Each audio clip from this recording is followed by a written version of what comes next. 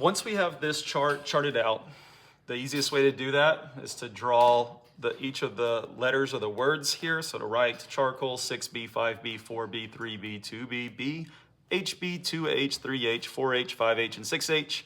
And then you draw the sections out. This is going to allow us to practice our techniques and skills underneath each of these using each of these drawing pencils. I've already done these here, and I'll show you that if you haven't done them. I have a video for those on how to do that, but I don't want to mess these up. So what I'm going to do is I'm going to use a scrap piece of paper, and I'm going to rest my hand here. This is really important when we're working in charcoal, because if we have just a little bit of charcoal here, while we're coloring or drawing here or shading here, we're going to rub our hand through that charcoal, and it's going to smear everything and turn everything gray. So we want to use a scrap piece of paper to keep all that charcoal from smearing when we're working on our actual artwork. What we're going to do is we're going to take our pencil, and we're going to hold it at the back of the pencil like we normally do, and we're going to start laying down charcoal by just using the side of the pencil here. At the top, we're going to lay down more. I'm going to lay down layers and layers of this here at the top. Then I'm going to turn my pencil, I'm going to lay down another layer.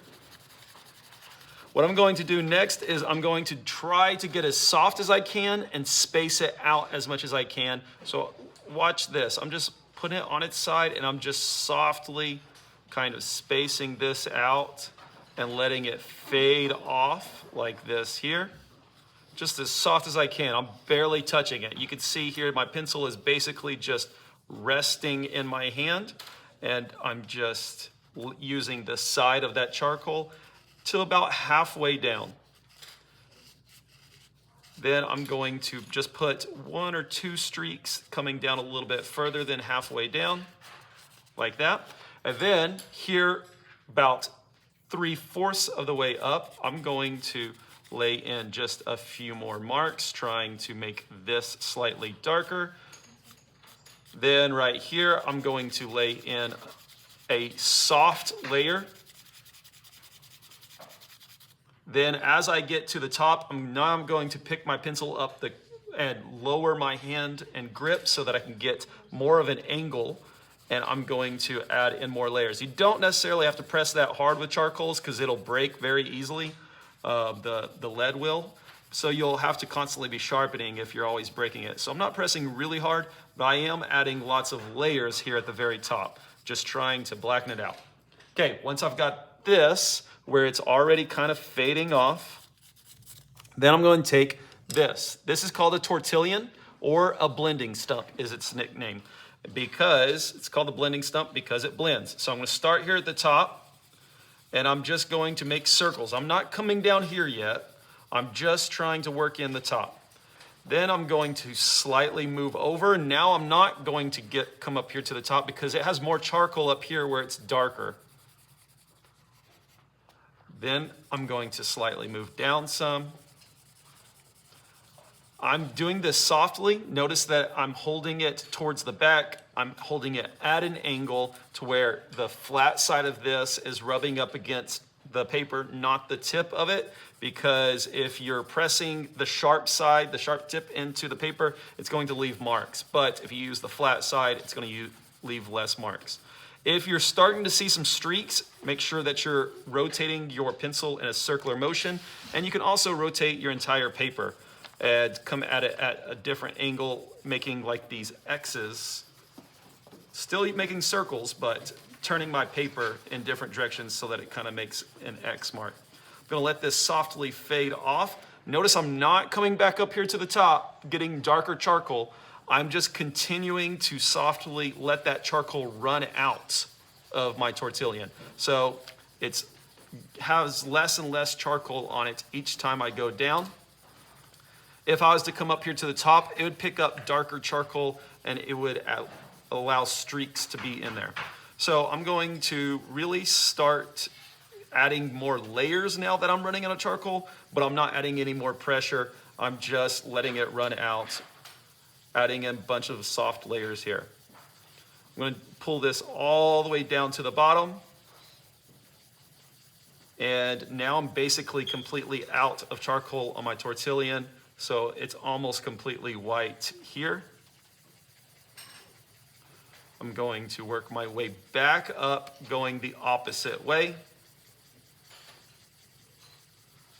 You'll notice in this, to get a smooth look, it just takes a lot of soft layers. A bunch of going over it and layering it, making sure that you get every inch. I'm going to turn my paper again and turn my paper that I'm resting my hand on it. So now that I'm getting at a different angle. If you only go in one direction, the little divots in the paper, the little texture in the paper will always show through. But if you come at it at all the different directions, then it's going to kind of get those divots.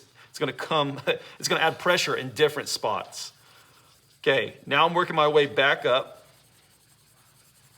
coming all the way up to the top. Now I'm not going to come back down here.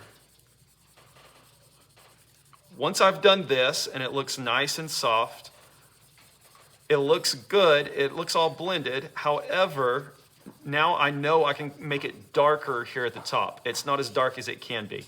So what I'm going to do next is I'm going to add in a second layer just at the top, not everywhere, but I'm going to add in another layer at the top, making this completely black here at the top. Doing the same thing, coming at it at different angles with the pencil now.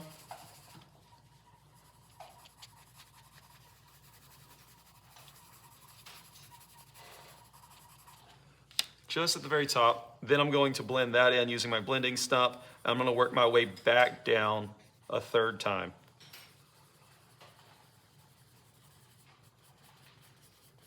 I'm very quick at this. I have a lot of practice. I'm pretty fast at doing this. So you should take longer than me. So if you're already done, maybe try to add another layer, try to smooth it all out, make sure that it's transitioning softly.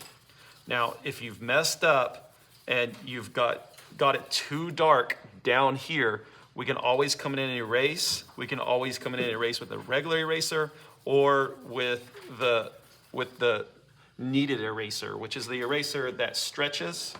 It looks like this. And the reason it's called a kneaded eraser is because you knead it like flour dough, which most of y'all probably don't do now. But basically is you work it over into itself. You stretch it out, you work it into itself, you stretch it out. What this does is it cleans it and it also makes it sticky. And then if you'll watch this, I'll show you what it does. You take that sticky section and you just dab it, and it's going to lift off charcoal softly. So if you made yours too dark down here, you can see how this kneaded eraser lifts that charcoal off, allowing you to start over basically. Okay, so I'm going to try to have a nice, smooth transition from completely black all the way down to almost white.